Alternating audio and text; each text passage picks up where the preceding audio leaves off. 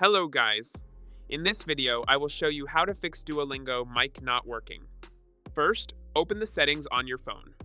Go to the section called Apps or Application Manager. Then go to Apps. From the list of installed apps, find and select Duolingo. Then tap on Permissions. Here, make sure the microphone permission is turned on. If it is turned off, the app cannot listen to your voice. After you enable the microphone permission, close the settings and reopen the Duolingo app to check if it is working. Next, open Duolingo and tap on your profile icon at the bottom. Then open Settings by tapping the gear icon. Scroll down until you find the option for speaking exercises. Make sure this option is turned on.